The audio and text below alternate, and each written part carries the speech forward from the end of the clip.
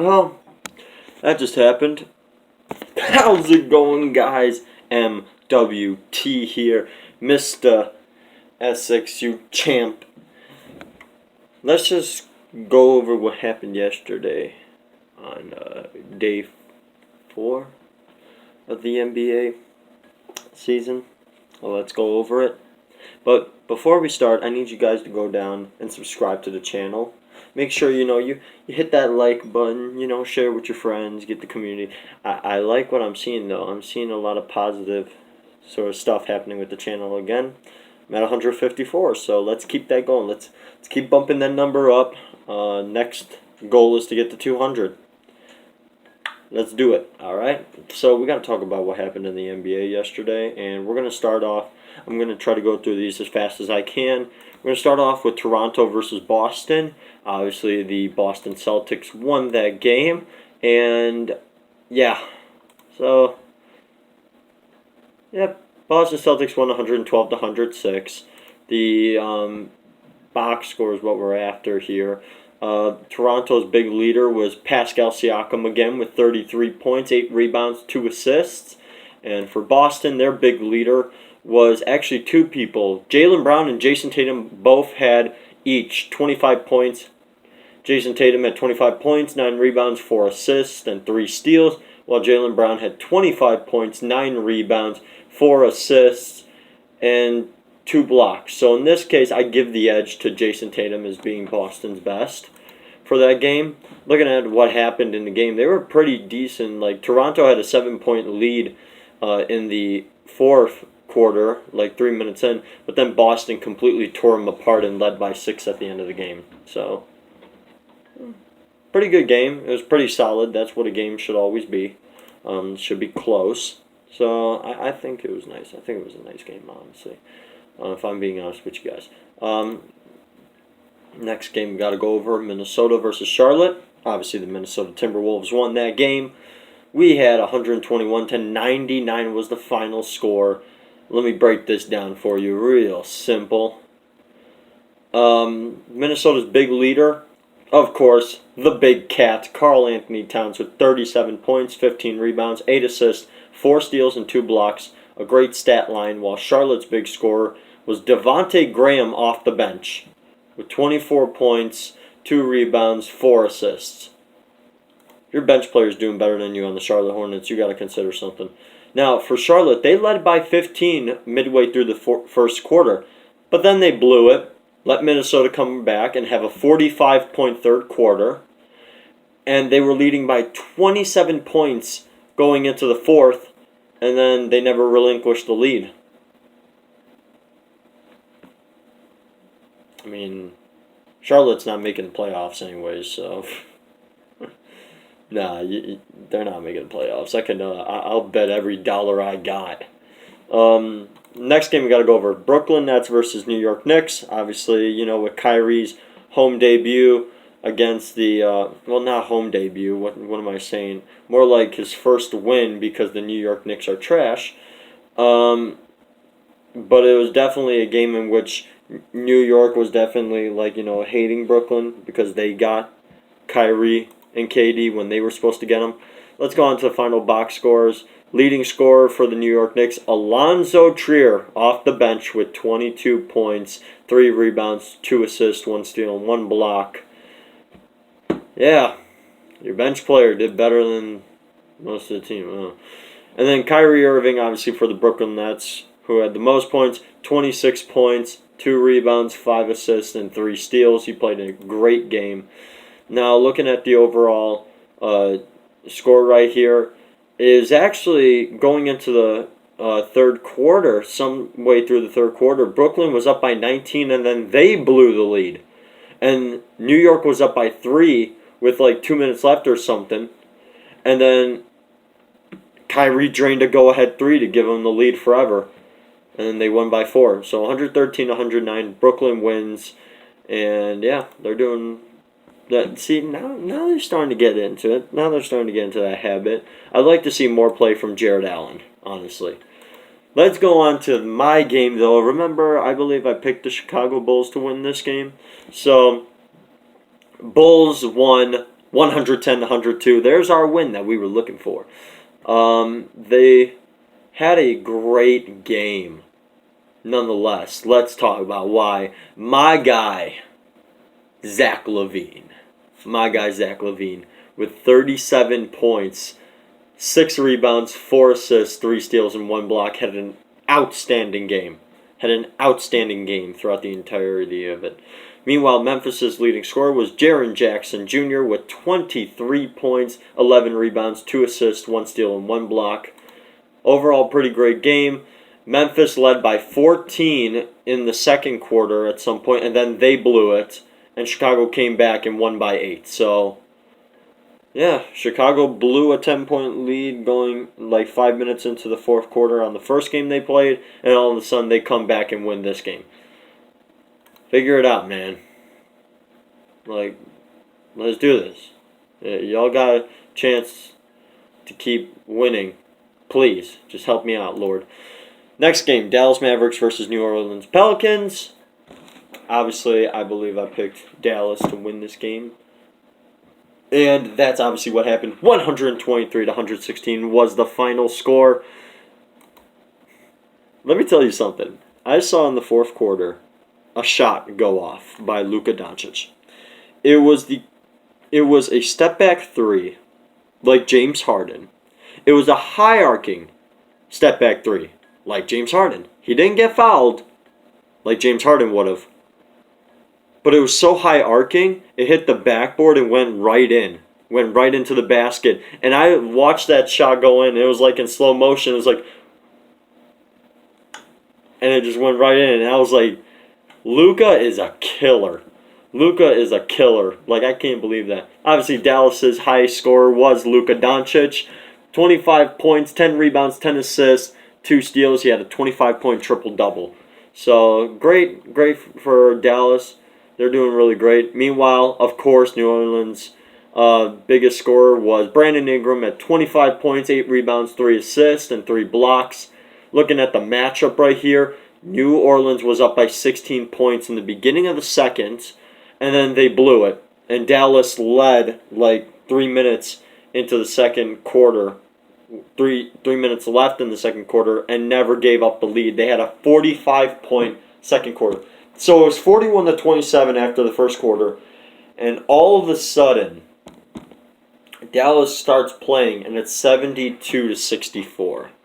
They never gave up the lead. Dallas won the game. They were up by 11 at some point in the third quarter. But I'm like, can y'all like make these games a little even or something? Like, come on, man. Like, I liked watching that Boston versus Toronto game because it was so evenly matched. It wasn't a blowout. Let's talk about and there were no teams were up by like what, 15 or something. No, it was really solid. Now let's go over to Washington versus the Thunder. I believe I picked the Thunder to win this game. The Wizards won 97-85. So, yeah, I'm pretty sad about that.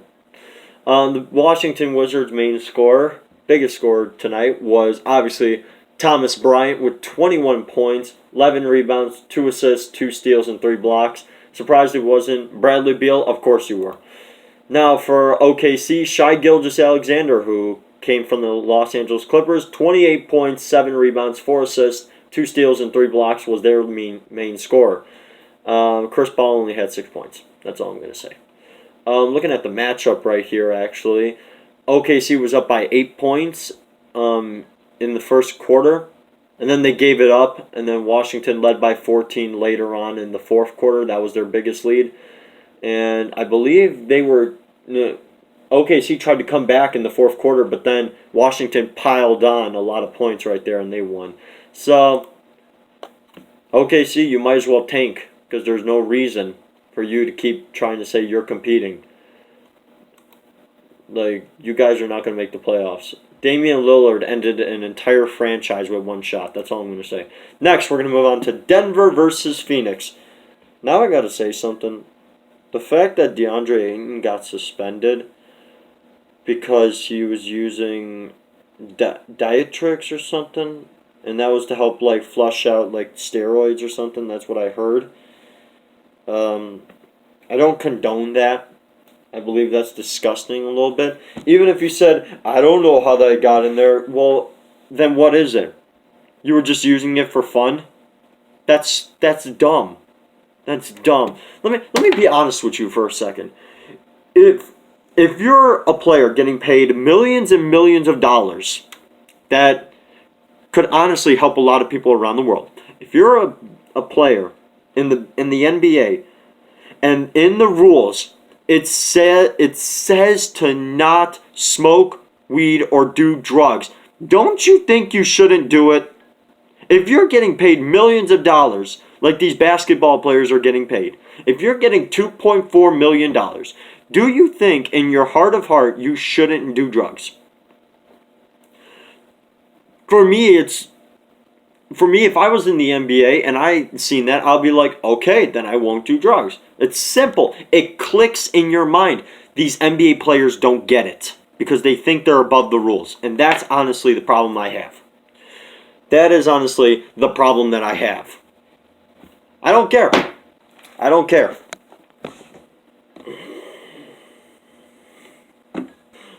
Don't like it. Don't like it. Let's go to this Denver Nuggets versus Phoenix game. They really missed DeAndre Ayton because Kelly Oubre was the leading scorer with 23 points, 8 rebounds, 2 assists, and 2 steals. Meanwhile, for Denver, their leading scorer was Jamal Murray with 27 points, 7 rebounds, 3 assists, 1 steal, and 1 block.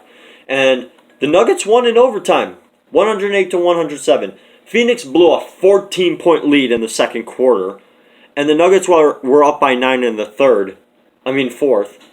And even they blew it. What's going on? Can y'all explain this to me? I don't understand. Now, we got to go on to the next game that happened. Let me just say something before. I was trying to watch the score when I was working, and it was literally coming up, Portland 45, Sacramento 0. And I was like, you got to be kidding me. That's not real. And in fact, it wasn't real because no team would ever get blown out like that. Now, Portland, their leading scorer was, of course, Damian Lillard with 35 points, 5 rebounds, 5 assists, and 3 steals. And for Sacramento, their leading scorer was, of course, De'Aaron Fox with 28 points, 6 rebounds, 5 assists. So a pretty great game by both teams. They were tied going into the second half, and Portland completely took over and was up by 18 in the fourth quarter. Sacramento led by 7 in sometime during the second quarter. But Portland completely tore them apart in the second half. So, needless to say, that it was an okay game to watch. Once I got home, I was like, I needed to find out the score of the last game. And I'm going to be honest with you. I think the Lakers got my message. I think they got my message that they need to play harder. The thing is that when you go up against teams that are great, considered great teams, all of a sudden you play great. But then when you go up against teams like the Jazz, it's all of a sudden you forget how to play. This was a low scoring game compared to how it usually should be in the NBA.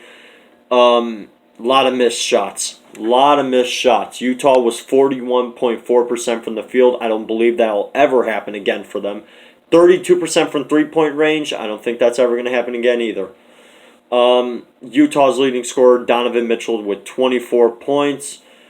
He had 5 rebounds, 3 assists, 3 steals, and 1 block.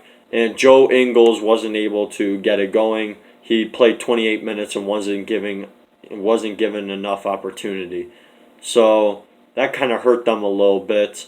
And they obviously didn't have Bogdan, which is very sad. For LA, however, of course, their leading 2 scorers were Anthony Davis and LeBron, of course, because the entire team sucks. JaVale McGee only played 11 minutes. 0 points. Danny Green only played 28. He had 9 points. Avery Bradley, only 9 points.